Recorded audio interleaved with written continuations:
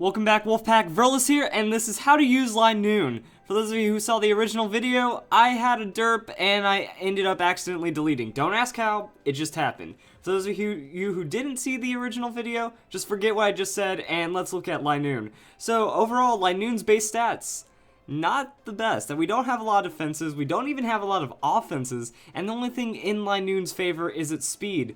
And just barely. That 100 speed isn't what it used to be, and right now, Linoone doesn't have much going for it. That's best stat. It's only 100 speed, and a lot of things outspeed it, and a lot of things just don't work out. So Linoone is also a normal type. Generally, a normal type is going to be kind of bad from an offensive standpoint, but at least on Linoone, it does work out. Linoone's a very straightforward Pokemon, and with the typing of normal being about as straightforward as it gets, he doesn't have to worry about too many things from a defensive standpoint, and offensively, it can still make it work with a good amount of stab damage. So, let's hop into Pokemon Showdown, where also I'm kind of alright with having to remake the video, because in my original set, I put Extreme Speed. Extreme Speed is a very strong move on Linoone, except it's a super exclusive Gen 3 like distribution move. So really it's only going to be used in simulators, if that.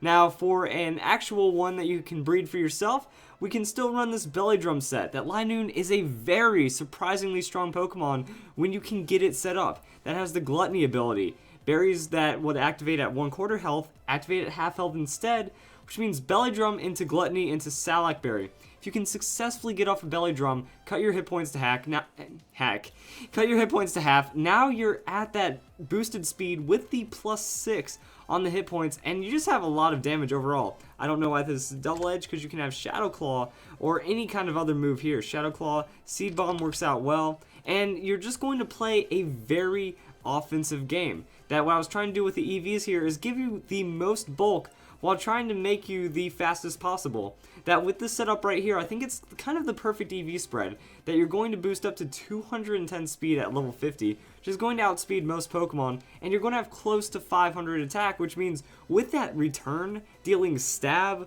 105 into stab into all that boosted damage, that's going to knock out a lot of Pokemon. You also have Play Rough, that's going to give you a little extra coverage, and then Seed Bomb just for the ×4 grass hits or something that would resist you like a rock, and you're going to just kind of do well with this. Now, the trick here is Linoone doesn't have much going for it defensively. We already said that. So, you have to look for a Pokemon that's going to try to set up against you. You can either use Linoone in the beginning, just lead with Linoone, see how the opponent reacts. If you can sneak in that Belly Drum, you might be able to just sweep from there, or you try to save it for later in the game. You remove a lot of the higher priority threats, you catch them with their pants down when they're trying to just like regain something with some status, or trying to set up something in their favor, and then you set up harder with the Belly Drum. Oh, they use Dragon Dance or Calm Mind or anything else, you just went +7 in one turn. Linoone, it can kind of go insane. Also, we have a really awesome gimmick, tricky kind of set that I was thinking about. Linoone gets Quick Feet. Burn Orb is going to make this work in its favor, that if the Pokemon's status, it gains 1.5 times speed. So, Burn Orb is going to make it to where you get that speed boost, and I was thinking we're running effectively the same thing. Get as much hit point bulk as possible, get as much offenses as possible, and then go for the higher amount of speed, and then be able to outspeed a lot of other Pokemon. But here's where Linoone can take it to a new level. First turn, Protect. You get that Quick Feet proc. Second turn, throw out the Trick. If they're a physical Pokemon, they're going to get burned at the end of the turn, which means that they're going to be substantially weakened, and then you can pick them off with a Facade. Or if you do see the option to outspeed, set up a substitute, then go for the Facade, trick into a physical Pokemon later, and Linoone can be a +1.5 or like a +1 and more. That it can maybe even score a KO with the Facade. That Facade ignores the burn.